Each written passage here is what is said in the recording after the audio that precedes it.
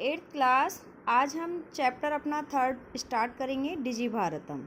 ठीक है, डिजी भारतम ये अपना 2020 में आया है कोरोना के समय में, और ये डिजिटल इंडिया है जिसको संस्कृत में डिजी भारतम के नाम से जाना जाएगा।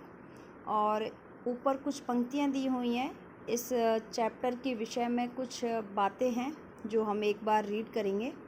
प्रस्तुत पाठ डिजिटल इंडिया के मूल भाव को लेकर लिखा गया निबंधात्मक पाठ है।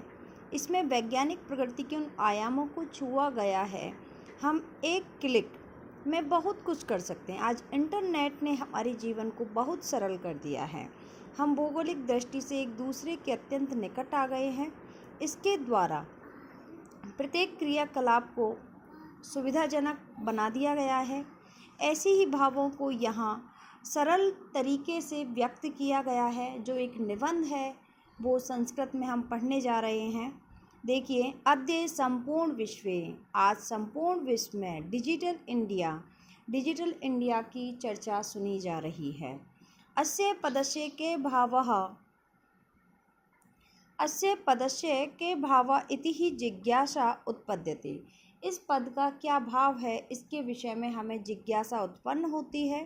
काल परिवर्तनेन सह मानवस्य आवश्यकता अपि वर्तते। समय के परिवर्तन के साथ मानव की आवश्यकताएं भी परिवर्तित होती रहती हैं। प्राचीन काले ज्ञानस्य आदान प्रदानम मौखिकम आसीत्।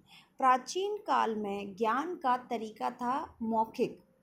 जब हम ज्ञान एक दूसरे को प्रदान करते थे, मौखिक तरीके से प्रदान किया जाता था। विद्याम च श्रुति परंपराया गृह्यते स्म। और विद्या को ग्रहण करने का तरीका था श्रुति के माध्यम से।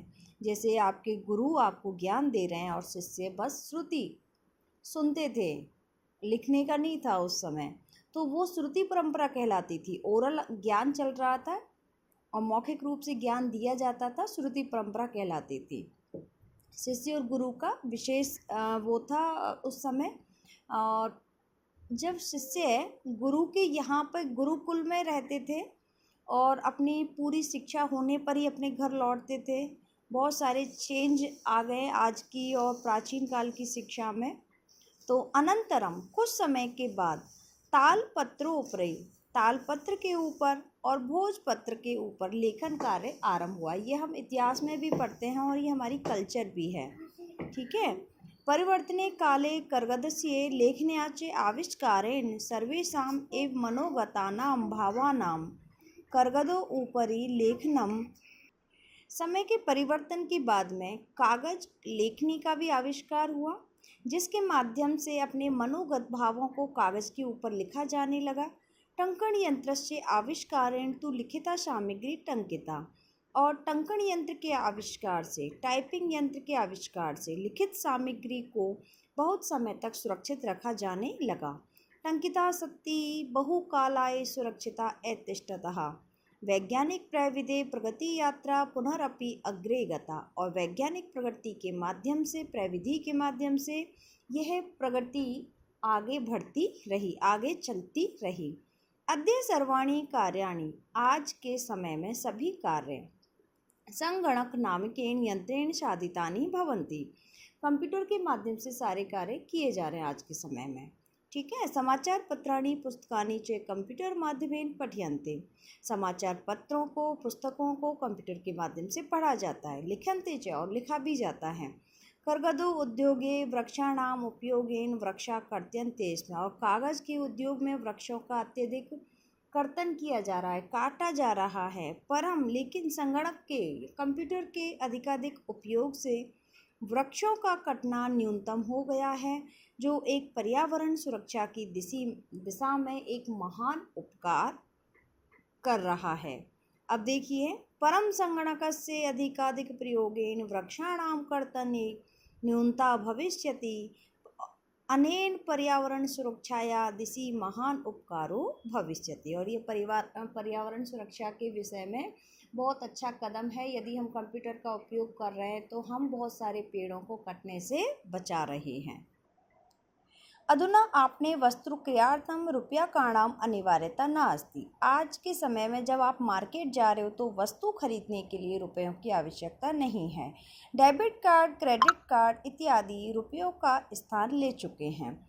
वित्तकोशस्य च अपि सर्वाणि कार्याणि संगणकयंत्रेण सम्पाद्यते। बैंक में सभी कार्य भी कंप्यूटर के माध्यम से किए जाते हैं। बहुविधा अनुप्रयोगा मुद्राहीनाय विनिमयाय सहायका संति। बहुत प्रकार के अनुप्रयोग या ऐप चल रहे हैं जिनसे हम कैशलेस पेमेंट कर सकते हैं। कुत्र अपि यात्रा करण्या भवेत्, यदि कहीं भी यात्रा करनी है। रेलयान यात्रा पत्रस्य, अपना जो रेलवे टिकट है। वायुयान पत्रस्य, एरोप्लेन का टिकट है। अनिवार्यता अद्य नास्ति, अनिवार्य नहीं है। यदि आप क्लिक कर लो, स्क्रीनशॉट ले लो, मोबाइल में दिखा दोगे तो वो सही है। सर्वाणि पत्राणि अस्माकं चलदूरभाषयंत्रे ईमेल इति स्थाने सुरक्षितानि भवन्ति। और हम कहीं यात्रा पर जा रहे हैं तो मोबाइल में हमारे सारे डॉक्यूमेंट्स सेफ्टी से रह सकते हैं। हमारा ये नहीं है कि कोई पेपर खो जाएगा या गिर जाएगा तो इनसिक्योर फील नहीं करा रहा है। मोबाइल में आप ईमेल पे सारे डॉक्यूमेंट सेव करके भी रख सकते हो यदि कहीं यात्रा पर जा रहे हो। यानी समुद्रस्य वयम सौकर्यण यात्रा या आनंदम ग्रहिम। तो इन सारी चीज़ों की वजह से हमारी यात्रा बहुत आसान हो गई है। चिकित्सालय अपि उपचारार्थम रूप्यकाणाम आवश्यकता न अनुभूयते। हॉस्पिटल में भी हमें चिकित्सा के लिए रुपयों की आवश्यकता नहीं होती है। सर्वत्र कार्ड माध्यमेन ई बैंक माध्यमेन शुल्कम प्रदातुं शक्यते। सभी जगह कार्ड के माध्यम से, ई बैंक के माध्यम से शुल्क प्रदान किया जा सकता है। पता है ना आपको।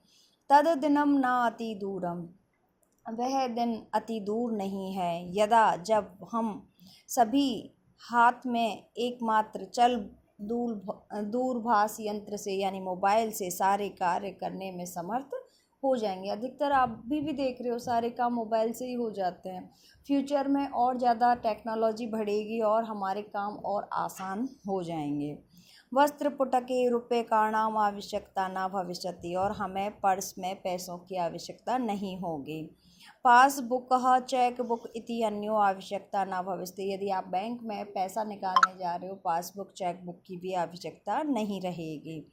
पठनार्थं पुस्तकानां समाचार पत्राणाम अनिवार्यता समाप्त प्राय भविष्यति। लेकिन पुस्तक समाचार पत्र भी अब समाप्त से हो गए क्योंकि हम ई न्यूज़, ई बुक आराम से इंस्टॉल करके पढ़ सकते हैं मोबाइल पे।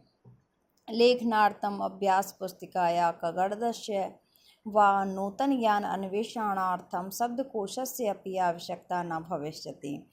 लेखन कार्य के लिए अभ्यास पुस्तिका की, कागज़ की, नूतन ज्ञान अन्वेषण करने के लिए शब्दकोश की भी आवश्यकता नहीं होगी।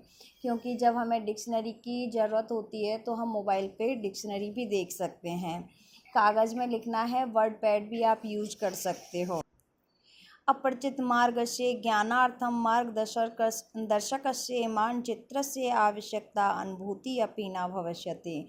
और हमें जब अपरिचित मार्ग पर जाना है तो हम जीपीएस की मदद से पहुंच जाते हैं। ये सभी आप जानते हो। एतत् सर्वम एकनैव यंत्रेण कर्तुं शक्यते, और हम एक ही यंत्र से सारे काम कर सकते हैं। शाक आदि क्रियार्थम, सब्जी वगैरह खरीदना है। फल क्रियार्थम, फल खरीदना है। विश्राम गृहेषु, होटल में रूम बुक करना है। चिकित्सालय शुल्क प्रदातुम, और आपको हॉस्पिटल में फ़ीस देनी है। विद्यालय, महाविद्यालय, कॉलेज और विद्यालयों में भी शुल्क प्रदातुम यानी देने के लिए। किम बहुना दानम अपि, कौन सा कार्य आप नहीं कर सकते। चल दूरभाष यंत्र से आप सारे कार्य कर सकते हो, पर्याप्त है। डिजि भारतम इति अस्याम दिशि वयम भारतीय द्रुत गति अग्रेसराम। डिजि भारत हमारे भारत देश को एक नई दिशा की ओर द्रुत गति से ले जा रहा है, अग्रसर कर रहा है। ये आपका चैप्टर फिनिश हो जाता है 8th क्लास।